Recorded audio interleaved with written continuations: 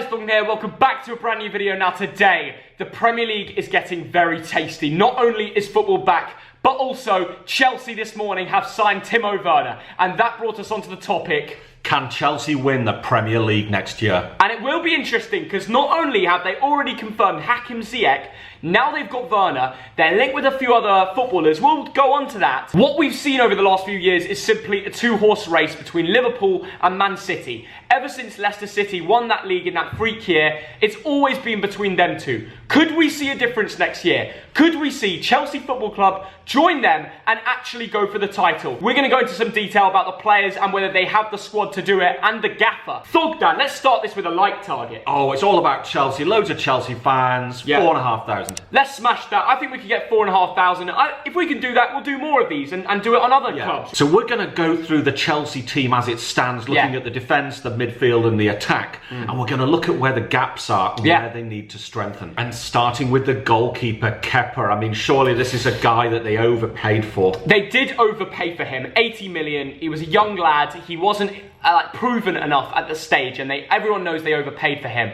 Kepa isn't a great keeper. No. But what he is he's still young for a goalkeeper. And I honestly believe if they do, I mean, they have stacked up their team already. If they do bolster out that team some more, I think we can start to see better shades of Kepa. And I think when the team improves, he could be improving with it. Yes, well, he's 25 years old, and I just think that Chelsea have made a mistake, and because they paid so much, they won't admit it. I say sell him. I'd say keep him. I'd honestly say keep him. Yeah. There's other positions that they need to focus on more if they want to go for the title next season. He's a young keeper. They'll probably sell him for what, 25, 30 million. That loss is not even worth it. Think about FFP. So moving on to defence, Theo, what about that central defence? I mean, you've got Rudiger, Zouma, Christensen, Tomori. Yeah. Are they good enough? This is a position where I think they do need a big, experienced, world-class centre-back. Yes. One thing Chelsea haven't been that great at this season is, well, they've conceded too many goals, to be frank. Yes. They need a beast at the back to control the lines. Now, they've been a little bit unfortunate with injuries. I'm sure if they played through the Rudiger throughout the whole season, they would have done better. But if they could really upgrade and bring in a beast like someone like Koulibaly, and then that could really compete for a Premier League title. Zouma is not good enough. He's been out on loan to Everton. He just hasn't made the grade. Christensen is all right. The trouble is, you're comparing yourself with the likes of Liverpool. Yeah. This season, Chelsea have conceded 39 goals in the league. Liverpool, 21. And that's the difference. Yeah, it is. You cannot compare, let's say, a Christensen or a Rudiger with Van Dijk. That's what Koulibaly could bring to Chelsea. Yes. He could be that level of centre-back. What about left-back, Theo? At the moment, we've got Emerson and the old Bolton lad, Marcus Alonso. Are they good enough? No, I don't think they are. Left-back's a position where they lack. Alonso is very good wing-back, but ever since Conte left, they don't play that system anymore. He's not good enough in the four at the back system. He's not good enough defensively. And I'm a Bolton fan. I'll be honest if I rated him. Emerson, he's okay. He does the job, but he's not top level. This is a position they need to invest in. And Fabrizio actually said on Twitter today that they're going for Ben Chilwell, the best English left-back talent. Chilwell is the answer. I like Marcus Alonso when he comes on. He's very attacking-minded, but he's getting on a bit. So the answer is someone new. Ben Chilwell would be the answer. Now at right back, Azpilicueta and Reece James. Now Azpilicueta, a really good loyal servant, he's not quite good enough, is he? I actually agree. He's getting on. He's been a great club servant, like you said. He's a club legend. He's been there for what, 12 years now? Won a Champions League, Europa League. It's amazing what he's done there. He's always been there. The man that I think has to play and break through the scene is Reece James. We all know how good he was on loan at Wigan. He was so good, he shifted from a right back to a centre mid. He was that complete. He's had a few games so far this season, and although Alphonso Davies sent him to the shops, the man will only get better with more experience, more time. He's 20 years old. He's a real talent. Stick with him. Give him a go. Moving on now to defensive midfield. And we've got names like Jorginho, N'Golo Kante, Billy Gilmore, Mateo Kovacic. Some good names in there. Straight away, I'd say sell Ross Barkley. He's simply not good enough with the ones you're comparing to. But the rest, it's a little bit difficult. Someone like Jorginho has been pretty good, but does he have a future at Chelsea? Possibly. I know there's a rumour that he's going to Juventus. And Chelsea fans, let me know what you think. I think let him go. I like Jorginho, but he came from Italy, and I think he's probably going back. N'Golo Kante, what do we need to say about this World Cup winner and legend?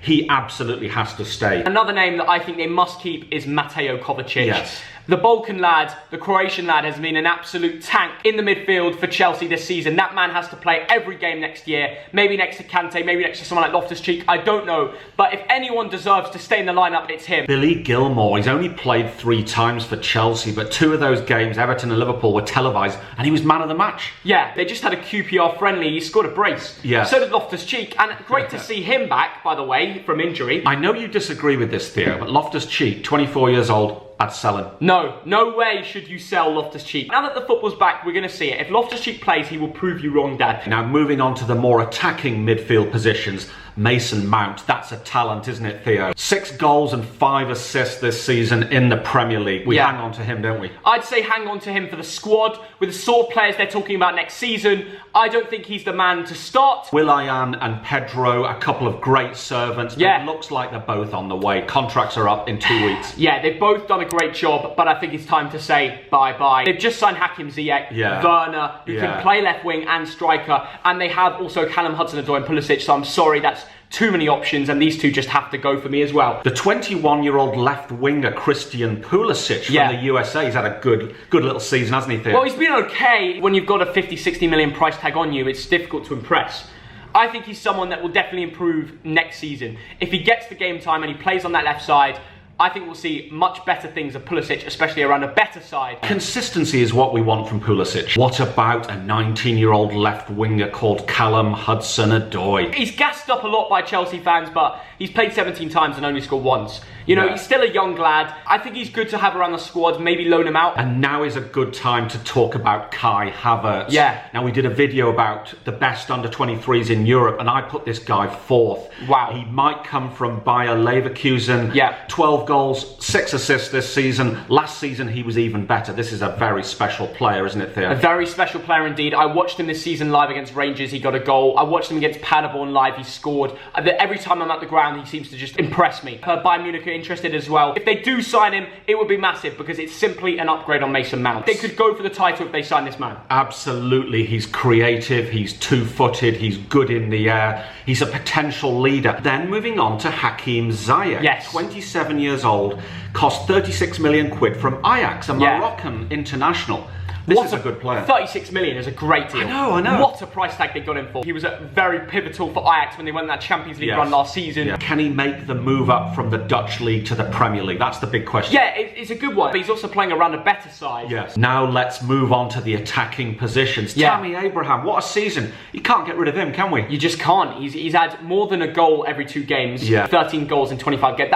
And he's still 22. Yeah. He's done so well under Frank Lampard. You can't just kick him out of the team after signing Werner, can you? No, you can't. Batshuayi, Olivier Giroud, I'd say goodbye to them. Giroud... They gave him a new contract. I think it's good to have a big centre forward as a backup. So let's talk about Timo Werner. The stats are incredible this season. 26 goals, 8 assists. We saw him score a hat-trick. How good is he, Theo? He is a special footballer. Like you said, scoring a hat-trick against Dortmund casually for RB Leipzig. When we were there at the match, he's got probably one of the best blistering paces there is out there for footballers to make the most of that and get goals with his great finishing and good dribbling. Whether he can adapt to the Premier League straight away, I don't know. The defences in the Premier League are definitely much better than the Bundesliga, but I still think if he gets the chance in the box, he'll put it away. Now he's proving things at international level. He's got 11 goals for Germany. He's a special player. I would give him time. Will you sign him on your FPL team, eh? All day long. Have Chelsea got the right manager in Frank Lampard? 100%.